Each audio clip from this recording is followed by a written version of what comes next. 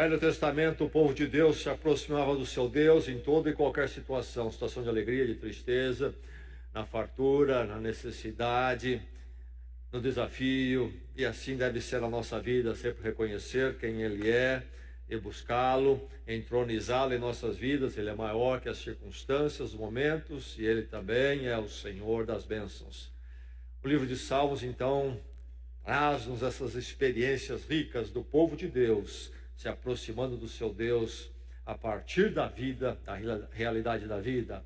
Vamos hoje pensar no Salmo 42, aproximando-se de Deus, livro de Salmos, focando nesta noite no Salmo 42.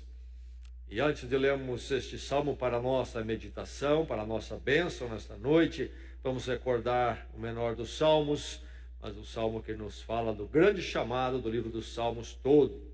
Todos os povos, todas as pessoas buscarem o seu Deus e adorá-lo. Vamos juntos proclamar esse salmo e nos abençoar com ele.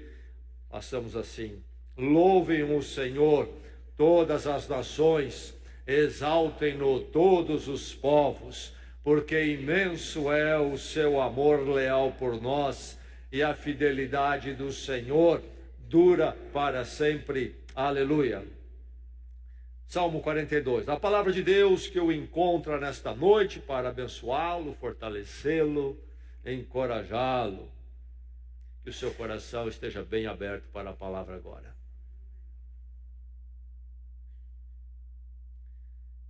Como a corça anseia por águas correntes, a minha alma anseia por ti, ó Deus. A minha alma tem sede de Deus, do Deus vivo. Quando poderei entrar para apresentar-me a Deus? Minhas lágrimas têm sido o meu alimento de dia e de noite, pois me perguntam o tempo todo: onde está o seu Deus? Quando me lembro destas coisas, choro angustiado, pois eu costumava ir com a multidão, conduzindo a procissão à casa de Deus, com cantos de alegria e de ação de graças entre a multidão que festejava. Por que você está assim tão triste, ó minha alma? Por que está assim tão perturbada dentro de mim? Ponha a sua esperança em Deus, pois ainda o louvarei. Ele é o meu Salvador e o meu Deus. A minha alma está profundamente triste. Por isso de ti me lembro desde a terra do Jordão, das alturas do Hermon, desde o monte Mizar.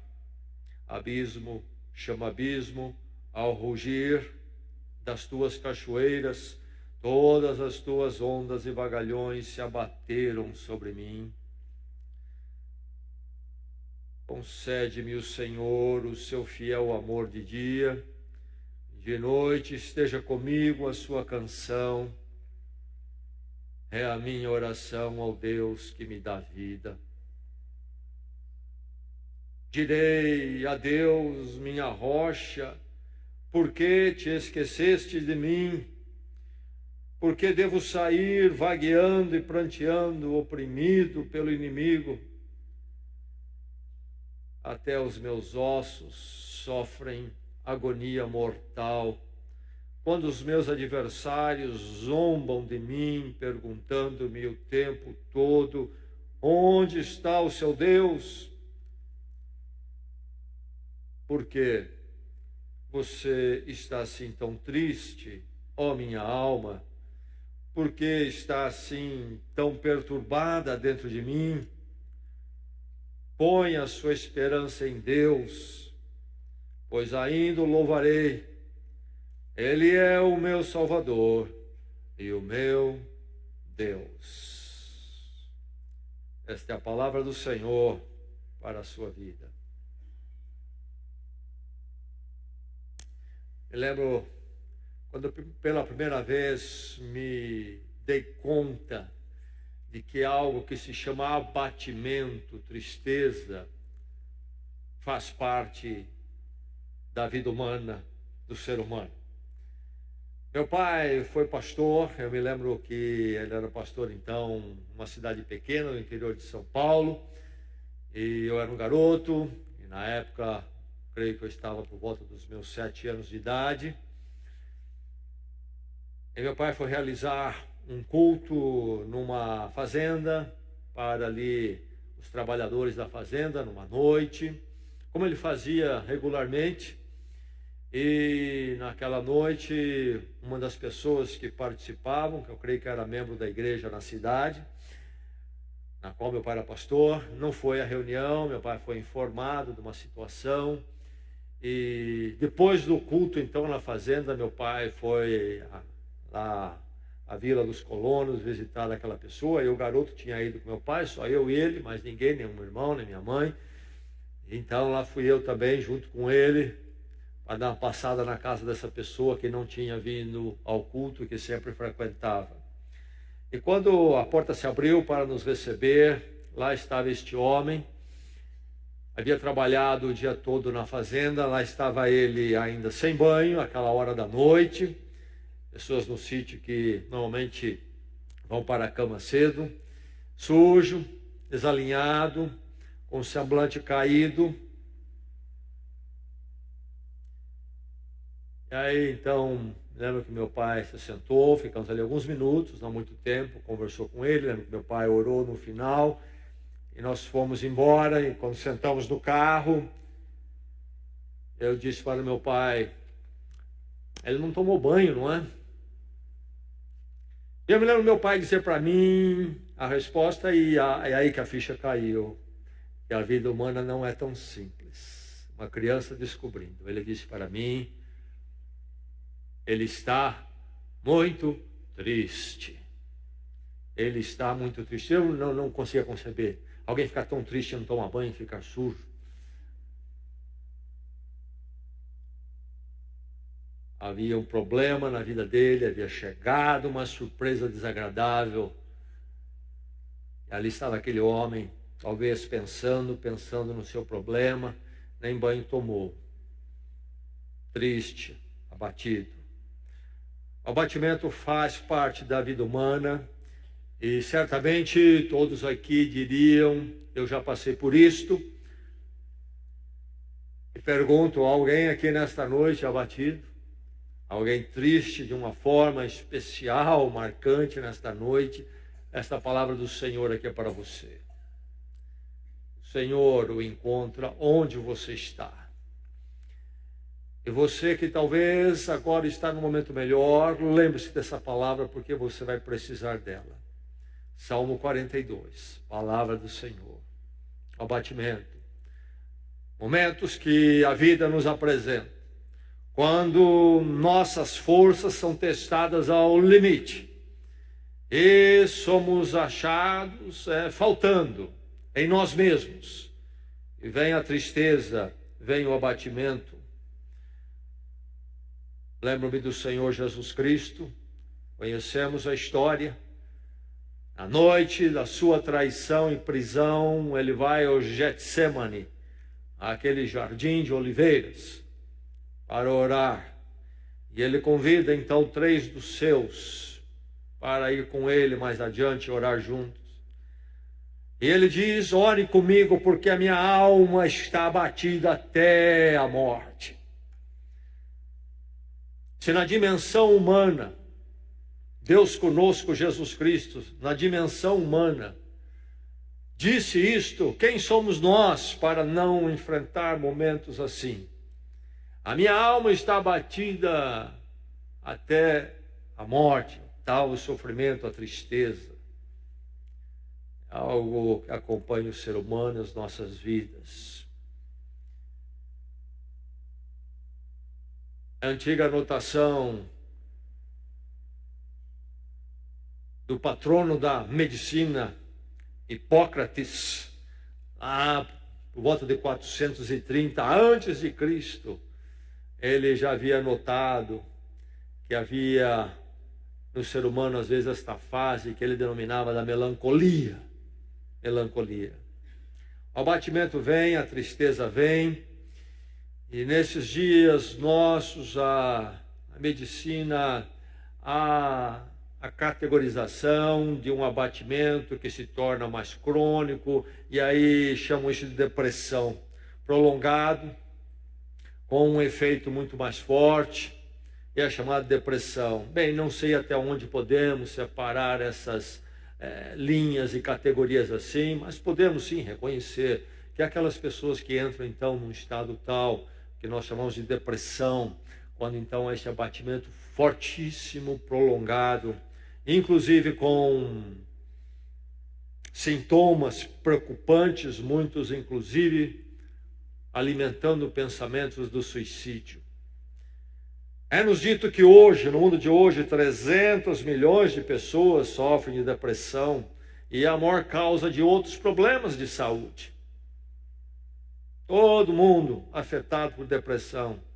E os países mais depressivos, Índia em primeiro lugar, é-nos dito. China em segundo lugar. Estados Unidos em terceiro. E percebemos aí que não tem a ver, então, com condição econômica. A Indonésia vem depois. E o Brasil em quinto lugar. Chamado povo alegre do Brasil. Quinto lugar na depressão. O que fazer? Como fazer? Este salmo diz a você que você pode encontrar força no abatimento. Essa é a verdade da palavra de Deus. O abatimento não precisa ter a última palavra. O abatimento não precisa ser algo que se torne até um ídolo no seu coração. Você pode encontrar força para prevalecer quando estiver no abatimento. Mesmo na condição agravada. Aqui está o salmista, diz que a sua alma está triste e perturbada. Ele diz, por que estás, a minha alma triste, perturbada dentro de mim? Ele para, escreve um salmo e diz isto, quer dizer, não é qualquer abatimento, não é uma tristezazinha, é algo difícil, prolongado, é algo grave e prolongado. A sua alma está triste, a sua alma está perturbada, uma situação grave, grave. E ele vai dizer que as lágrimas se tornaram o seu alimento.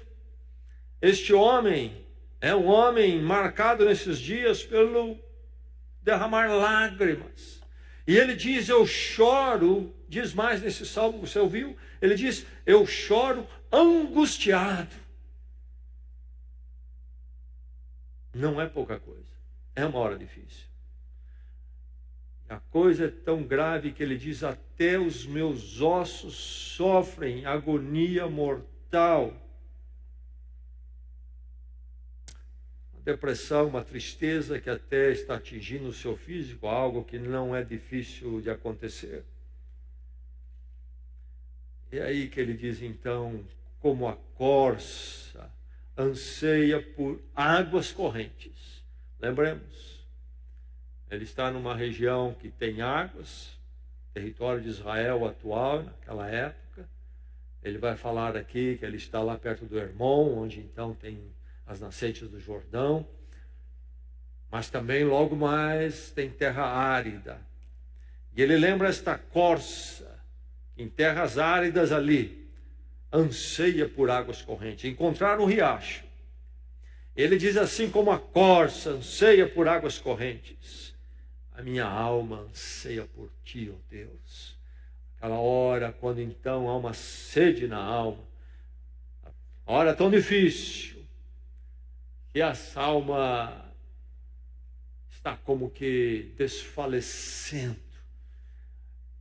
Ou é Deus me encontrar, ou eu morro, me definho por dentro. Que condição agravada. Mesmo nessa condição, você pode encontrar, o salmista encontrou força para continuar, força para prevalecer. Alguém aqui triste e perturbado, tem a sua alma nesta noite triste, o Senhor é a sua força nesta noite. Alguém aqui tendo lágrimas por alimento, a palavra é para você. E lembre-se disto, porque um dia a vida pode lhe trazer essa situação. Pode agravar a nossa condição. Encontre força no abatimento, diante da situação desanimadora. Não somente a condição dele é agravada, mas as circunstâncias são desanimadoras demais. Ele fala sobre lembrar do tempo quando ele ia com as multidões ao templo. Ele está afastado de Jerusalém, onde estava o templo, onde acontecia os festivais de fé. E eram festivais vibrantes e de alegria. A multidão avançava para lá em júbilo. E ele lembra que, inclusive, ele era um líder, possivelmente um rei, que também tinha função religiosa. Liderava o culto, a multidão indo para o templo. Ele lembra disso com saudades. Então está afastado do templo, e o templo para eles, naqueles dias, era a presença do Senhor de uma forma única e especial. Está longe. Ele fala da presença de inimigos.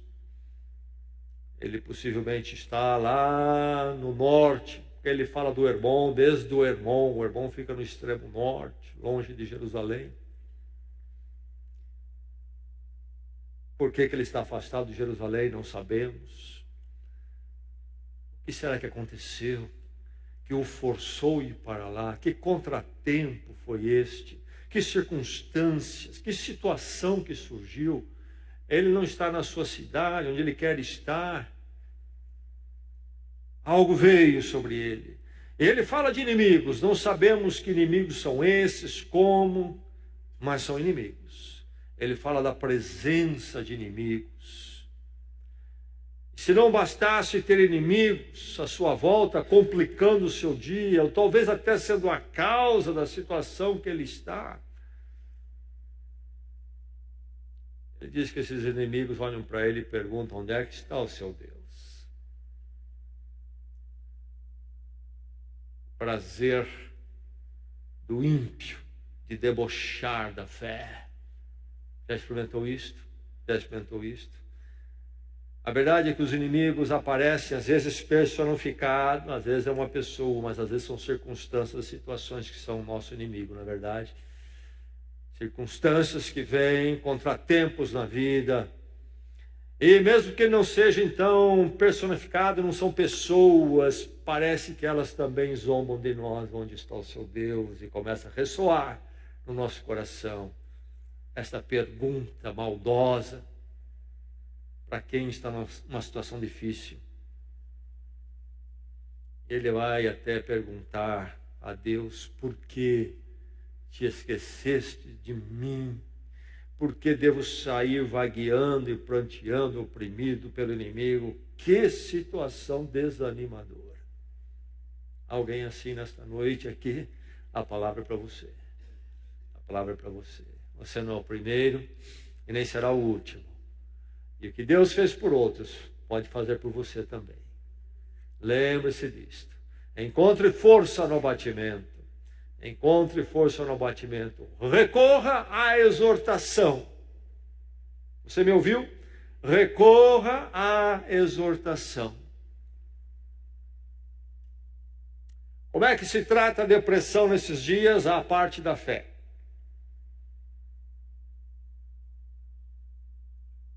Duas coisas. Quando há uma depressão grave, aliás, é classificado em 3 níveis e há até mais grave.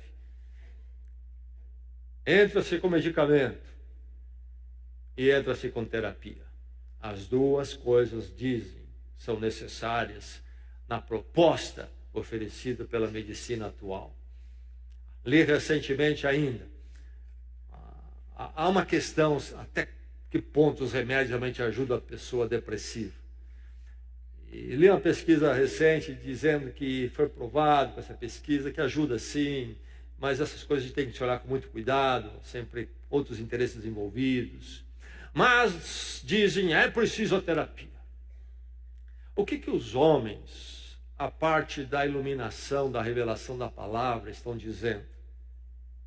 Estão dizendo que a tristeza, o abatimento forte, deve ser algo tratado nos pensamentos. Nos pensamentos. O que é a terapia senão isto? Tratar os pensamentos. E aí tem as propostas humanas de como olhar o pensamento e encontrar uma ajuda aí. Então não adianta só medicamento, precisa a terapia. Aliás, medicamento psiquiátrico, nesse caso, a depressão, realmente não é um medicamento curativo. As pessoas pensam que é, por exemplo, como tomar o antibiótico. Você tem uma bactéria, o antibiótico é um veneno que mata aqueles bichinhos que estão lá dentro de você. E alguns pensam que a depressão também é um bichinho aqui dentro, você toma aquele remédio que o psiquiatra manda e vai matar o bichinho da depressão. Não, apenas vai alterar a química do seu cérebro, e chama-se bloquear, há um bloquear ali. Sim, há um benefício, deve ser usado em casos recomendáveis, com muito cuidado, em casos realmente recomendáveis, mas no final das coisas nos dizem, é preciso terapia. Meu irmão, minha irmã, nunca se esqueça que as nossas lutas nesse mundo, as chamadas lutas espirituais, é uma batalha dos pensamentos. É uma batalha dos pensamentos. Temos lembrado todo domingo agora, nesta série de mensagens, daquele texto de Romanos capítulo 12, não é? Não se amolde a este mundo, mas renovem a sua mente. Precisamos vigiar os pensamentos. Aí está a batalha espiritual. Que perspectiva habita ali? Que direção habita ali? Que fundamentos dominam nossos pensamentos? A concatenação deles parte de que ponto? E se dirigem para que lugar? Partindo do lugar errado, possivelmente vai dar no lugar errado. Nós, os crentes em Cristo Jesus, sabemos que nós precisamos sim trabalhar os pensamentos já há muito tempo, porque a palavra nos diz já há muito tempo isto. O salmista aqui, escrevendo séculos antes de Cristo esta oração, sabia disto. E ele recorre à exortação. Tratar os pensamentos é algo que fazemos diante de Deus, e Deus também nos oferece meios, pessoas que podem nos exortar, a palavra de Deus a nos exortar, e nós nos exortarmos a nós mesmos. Você percebeu isto? Ele diz algo no meio do salmo e volta a dizer no final, encerrando o salmo. No verso 5 e verso 11, o que ele diz? Por que você está assim tão triste, ó minha alma? Por que está assim tão perturbada dentro de mim? Sabe o que ele está fazendo, não sabe? Ele está pregando para ele mesmo. Ele está fazendo um sermão para ele. Ele é ao mesmo tempo o pregador e a congregação. Ele pega a alma dele e diz, por que você está abatido assim? Questiona, por que você está habitando nessa tristeza? Que negócio é esse? Que caminho é esse que você está escolhendo? E aí ele continua a exortação. Um imperativo. Primeiro ele questiona, o que você está fazendo? O que está acontecendo com você? Que caminhos você está adotando? Cuidado até com a autocomiseração, alimentando tristeza. E aí ele vem com o imperativo, ponha a sua esperança em Deus. Que pregador. Pregador firme, para ele mesmo. Ponha a sua esperança em Deus, pois ainda o louvarei. Ele é o meu Deus, meu Salvador.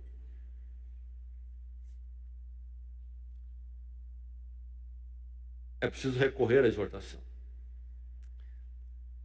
Não podemos olhar o abatimento e simplesmente deixá-lo, tomar conta de tudo. E alguns abatimentos são demorados, é verdade. E precisarão de exortação por muito tempo. Vou exigir exortação por muito tempo. Nunca deixe de recorrer à exortação. Sim, você a você mesmo, à luz da palavra de Deus, sim, mas também se expor a outras exortações que Deus nos dá, provisão de Deus para a nossa edificação. Por exemplo, o culto da igreja, ouvir a palavra, conversar com outro irmão em Cristo que pode nos dar uma palavra segundo a palavra de Deus para o nosso dia, a nossa hora difícil. Recorra à exortação, se exponha à exortação. Encontre força no abatimento, recorra à exortação, foque na possibilidade de Deus. Sim, a exortação não é do pensamento positivo, tudo vai melhorar porque melhora, não é? Pensa positivamente, não é isso. É a exortação no Senhor, é baseada na possibilidade de Deus. Não é baseada na sua possibilidade, não é baseada na possibilidade das circunstâncias ou recursos. É baseada na possibilidade de Deus. Ele fala que conceda-me o Senhor o seu fiel amor. No meio daquele negócio todo ali, onde é que está Deus nisso? É a pergunta dele. Mas tem algo que ele sabe, Deus tem um amor fiel. Um amor que não falha. Não sei onde é que Deus está em tudo isso, mas eu sei que Ele está e que Ele continua me amando porque Ele tem um amor fiel. Eu preciso lembrar disso. Só porque a luz apagou, Deus estava comigo, não o vejo mais, não quer dizer que Ele foi embora. Ele continua ali. Esteja comigo, diz ele, a sua canção. Ele está olhando para as possibilidades em Deus. E aí ele diz, é a minha oração ao Deus que me dá vida. Focando na possibilidade em Deus. Não foque na sua possibilidade. Não foque na sua tristeza. Não foque nos seus recursos. Foque na possibilidade de Deus. Por isso que ele vai dizer nesta exortação, ele faz 2 vezes para si mesmo, põe a sua esperança em Deus. Não põe a sua esperança em homens. Não põe a sua esperança nos recursos humanos. Não põe a sua esperança em política, em economia. Põe a sua esperança em Deus. Tristeza prolonga, abatimento prolonga, desafio prolonga. A sua esperança é em Deus. E Deus está sobre tudo isto. O Deus do amor fiel. E o Deus, então, que pode, que eu sei que é maior do que a minha circunstância, minha tristeza, meu abatimento. Recorrer à exortação sobre a possibilidade de Deus. Se pensarmos, se esquecermos a possibilidade de Deus e pensarmos nas nossas, o abatimento vai se intensificar. Foque na possibilidade de Deus, primeiramente. Sim, há recursos, há pessoas, há instrumentos que podem nos ajudar a sair de um dado momento, mas isso tudo veja como instrumentos de Deus. O grande possibilitador é Deus. Ele é maior do que tudo, do que a minha tristeza, inclusive. Encontre força no batimento.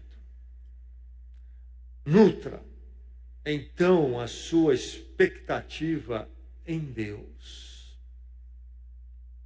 Nutra a sua expectativa em Deus. Ele fala, ponha a sua esperança em Deus. O que ele está fazendo? Ele está alimentando a esperança quando o abatimento toma conta. Ele contrapõe o abatimento com o alimentar-se da esperança. O abatimento nutre-se a si mesmo. A depressão chama a depressão. E ele contrapõe alimentando-se da esperança, combatendo com a esperança, mas não a esperança na esperança. Muitas pessoas têm esperança na esperança, não tem um fundamento, não tem uma base. A esperança em si não anda é. A esperança que ele fala aqui é: põe a sua esperança em Deus. Há uma razão para esperar. Há uma razão para ter esperança. Porque Deus, o Deus do amor fiel, o Deus que dá vida, está acima de mim e da minha situação. É preciso alimentar a esperança. O que alimenta a sua esperança no dia do batimento? Você tem essa fonte de alimento? Onde você busca isto? E aí ele vai dizer: pois ainda o louvarei. Esta situação não é a última palavra. Se Deus está na jogada, essa situação não é determinante.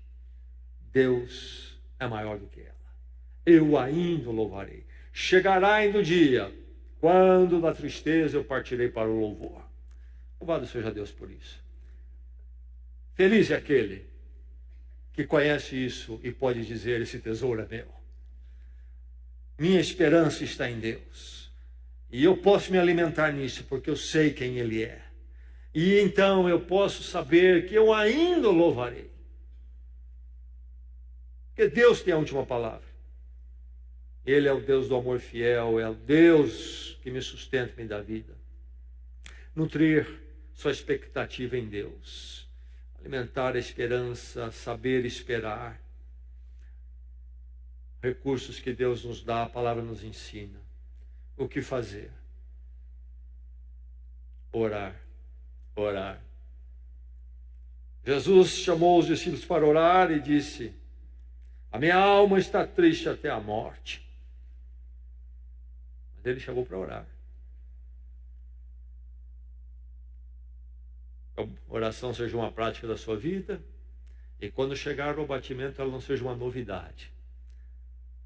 Ela já esteja lá, como recurso, como um extintor de incêndio que já está na parede, antes que o incêndio comece. A oração esteja na sua vida. Ele fala da canção aqui, na verdade. A música, o cântico, parte integrante da fé cristã, na verdade, do povo de Deus, desde o Velho Testamento. É um recurso do Senhor a música do Senhor. Nunca se aparte dela. Faça da música do Senhor parte da sua vida. Aprenda a cantar. Aprenda a cantar. Eu quero dizer, aprender a cantar não que você se torne um excelente solista. Possivelmente você não foi chamado para isto. Nem tente. Eu quero dizer, aprenda a cantar. Isto desenvolva o hábito de cantar as canções do Senhor do seu jeitão. Com essa voz que você tem aí, que não dá para gravar um disco. Mas cante. O povo de Deus deve cantar. Sempre cantou. É uma provisão de Deus a música dele. A música vem do Senhor, é para o Senhor, não é do mundo. Aprenda a cantar, aprenda os cânticos. Nós precisamos fazer até a memória musical, ou melhor, repertório. As coisas que se discute nos nossos dias é que, com a chegada da produção tão grande e veloz de músicas, inclusive evangélicas, o povo de Deus está sem repertório, porque troca tanto. Me lembro dos dias quando não era assim, e os cânticos permaneciam, e as pessoas sabiam de memória. Por isso, durante a semana, elas cantavam. Os cânticos faziam parte da história da fé das pessoas. Cria a sua história de fé em cântico também. É muito pobre a vida cristã sem o louvor do Senhor. Pobre crente que não aprendeu a louvar o Senhor ainda, não pode abrir sua boca para isto, não consegue soltar os ares do pulmão para isto. Mas aí temos também a palavra, orar, cantar a palavra, ler a palavra, meditar na palavra, memorizar a palavra. se expor à pregação da palavra. Estou abatido, ore. Estou abatido, cante. Estou abatido, ouça a palavra. Vá escutar a pregação da palavra. Escute. Hoje é possível se acessar a palavra pregada em tantas formas. Como esperar durante o abatimento? Como ficar na esperança? Orando, cantando, ouvindo a palavra, cultuando a igreja. O salmista aqui tem saudade quando ele podia ir ao templo em Jerusalém cultuar com o povo. Você tem esse desejo da igreja também? Isso é esse desejo em você também? Você é atraído ao cultuar com o povo de Deus? Não faz falta? Há algo profundamente errado. E vai fazer muita falta um dia que o abatimento chegar. Aprenda a cultuar, a ter prazer no culto do Senhor, estar com o seu povo. Nutra a sua expectativa em Deus. Encontre força no abatimento. É preciso encontrar força, porque o abatimento é parte da vida e é bem possível que ele chegue a qualquer momento. Mas lembre-se que você, discípulo de Cristo, filho de Deus em Jesus Cristo, tem o seu Senhor e nele o grande recurso para enfrentar, prevalecer durante o abatimento. Há recursos. Que o Senhor o fortaleça. Vamos orar.